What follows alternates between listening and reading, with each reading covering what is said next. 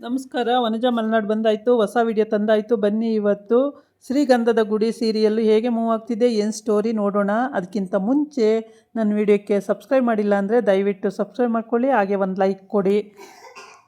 ಇವತ್ತು ಅನಿತಾ ಅರಿಮನೆಗೆ ಬಂದುಬಿಟ್ಟಿದ್ದಾಳೆ. ಅರಿಮನೆಗೆ ಬಂದ ಮೇಲೆ ಅವನು ಚಂದನನ ಮದುವೆ ಆಗಿದ್ದಾನೆ ಅನ್ನೋ ವಿಷಯ ಗೊತ್ತಾದ ಮೇಲೆ ಅವಳು ಪಾಪ ತಡ್ಕೊಳಕ್ಕಾಗ್ದೇ ಹತ್ಕೊಂಡು ಅಲ್ಲಿಂದ ವಾಪಸ್ಸು ಹೋಗ್ತಾ ಇದ್ದಾಳೆ.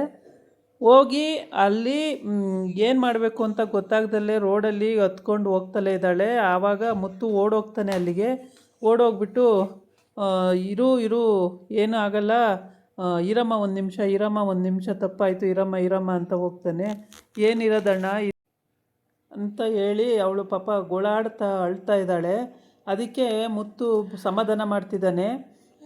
ಸುಮ್ಮನಿರಮ್ಮ, ಏನೂ ಆಗಲ್ಲ, ಅಳಬೇಡ, ಮದುವೆ ಆಗಿದೆ ಅಂತ ನಿನಗೂ ಗೊತ್ತಿರಲಿಲ್ವಾ, ಏನಕ್ಕೆ ಈ ಥರ ಪ್ರೀತಿ ಪ್ರೇಮ ಅಂತ, ನೀನು ಇಷ್ಟು ಚಿಕ್ಕೋಳು, ನೀನು ಹೋಗಿ ಹೋಗಿ ಹರಿನ ಮದುವೆ ಲವ್ ಮಾಡೋಕ್ಕೂ ಇದು ಮಾಡಿದ್ದೀನಿ ಅಂತ ಹೇಳ್ತೀನಿ.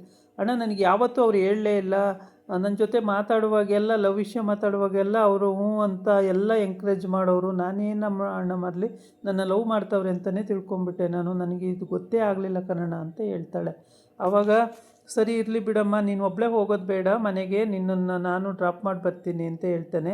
ಇಲ್ಲ ಇಲ್ಲ ಬೇಡ, ನಾನು ನಡ್ಕೊಂಡೇ ಹೋಗ್ತೀನಿ ಅಂತ. ಅಯ್ಯೋ ಬೇಡ ಬಿಡಮ್ಮ, ರೋಡಲ್ಲೆಲ್ಲ ನೋಡ್ತಾ ಇರ್ತಾರೆ, ನಡ್ಕೊಂಡು ಹೋಗೋದು ಬೇಡ, ನಿಮ್ಮ ಮನೇಲಿ ಯಾರ್ಯಾರು ಇದ್ದಾರೆ ಅಂತ ನಮ್ಮ ಮನೇಲಿ ಯಾರಿಲ್ಲ, ಫ್ರೆಂಡ್ಸು ನಾವೆಲ್ಲ ಇದ್ದೀವಿ.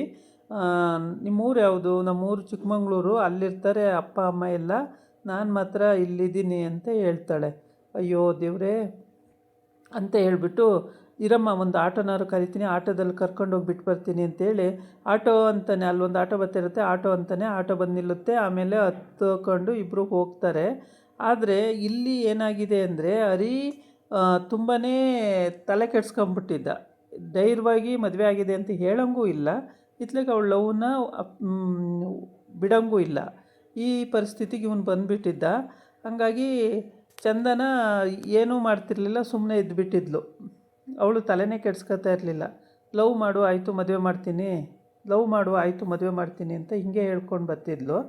ಆದರೆ ಈ ಹುಡುಗಿ ಫುಲ್ಲು ಲವ್ ಮಾಡಿಬಿಟ್ಟಿದ್ಲು ಅವನ್ನ ಇಲ್ಲ ಅಂದರೆ ನನಗೆ ಪ್ರಪಂಚನೇ ಇಲ್ಲ ಅನ್ನೋ ಮಟ್ಟಕ್ಕೆ ಆಗಿಬಿಟ್ಟಿದ್ಲು.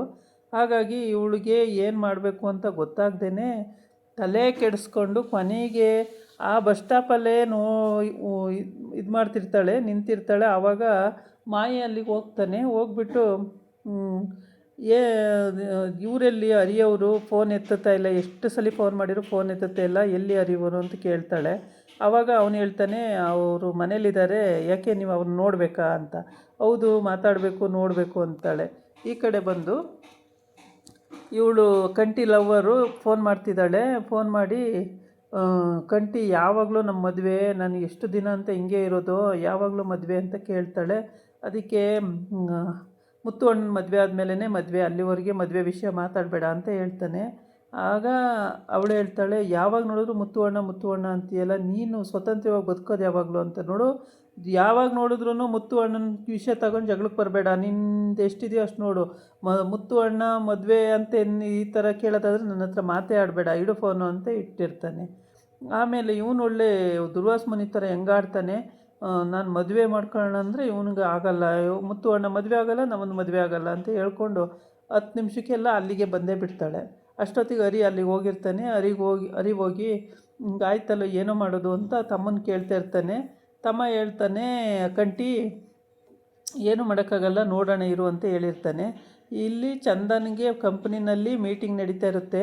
ಆದರೆ ಚಂದನ ಬಾಸು ಚಂದನನ ಲವ್ ಮಾಡೋ ಹಾಗೆ, ಅವಳನ್ನೇ ಹಿಂದೆ ಮುಂದೆ ಅವಳನ್ನೇ ಫಾಲೋ ಮಾಡ್ತಿರ್ತಾನೆ. ಆದರೆ ಇದು ಚಂದನ ಗಮನಕ್ಕೆ ಬಂದಿರಲ್ಲ. ಇವಳು ಪಾಡಿಗೆ ಇವಳು ಸ್ಕೆಚ್ ಹಾಕ್ಕೊಂಡು ಅಲ್ಲಿ ಟ್ರೈನಿಂಗಲ್ಲಿ ಏನು ಹೇಳ್ತಾವನೋ ಅದನ್ನು ಮೀಟಿಂಗಲ್ಲಿ ಕೇಳಿಕೊಂಡು ಇದು ಮಾಡ್ತಿರ್ತಾಳೆ. ಅವನು ಮಧ್ಯೆ ಅವಳನ್ನೇ ನೋಡ್ತಿರ್ತಾನೆ. ಹೀಗೆ ಅಷ್ಟು ಜನಕ್ಕೆಲ್ಲ ಮೀಟಿಂಗಲ್ಲಿ ಇರ್ತಾರೆ, ಆದರೆ ಇವನು ನೋಡೋದೇ ಅವಳನ್ನು ಯಾವಾಗ್ಲೂ. ಆಮೇಲೆ ಇದಾಯಿತು. ಕೊನೆಗೆ ಅವಳಿಗೆ ಫೋನ್ ಬರುತ್ತೆ. ಆ ಟೈಮಿಗೆ ಮೀಟಿಂಗೆಲ್ಲ ಮುಗೀತು. ಆ ಟೈಮಿಗೆ ಫೋನ್ ಬರುತ್ತೆ. ಮಾಯಿ ಫೋನ್ ಮಾಡಿರ್ತಾನೆ.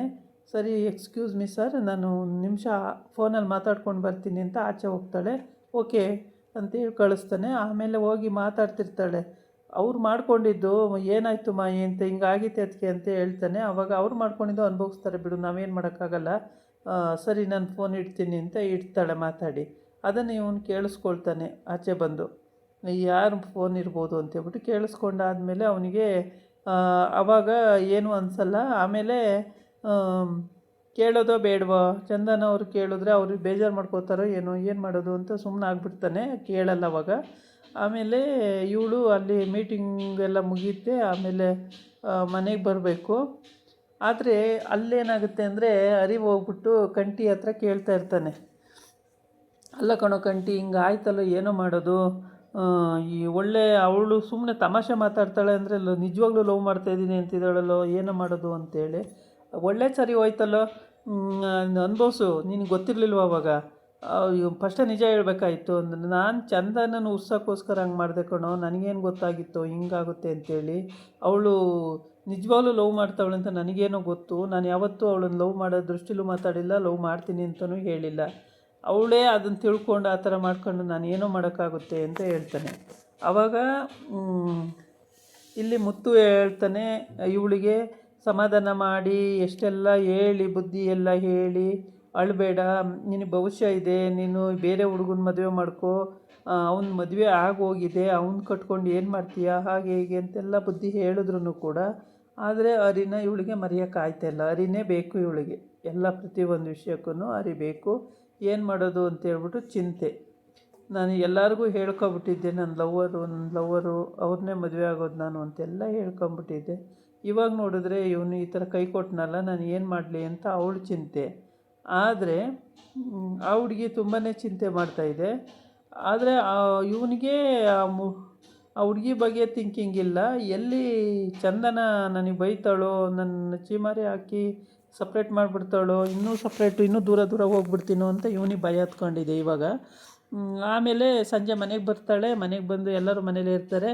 ಇದೇ ವಿಷಯ ಟಾಪಿಕ್ ತಗೊಂಡು ಮಾತಾಡುವಾಗ ಇದಾಗಿತ್ತು ಇವತ್ತಿನ ವೀಡಿಯೋ. ನಾಳೆ ಇನ್ನೊಂದು ವೀಡಿಯೋ ಜೊತೆ ಬರ್ತೀನಿ. ನಮಸ್ಕಾರ.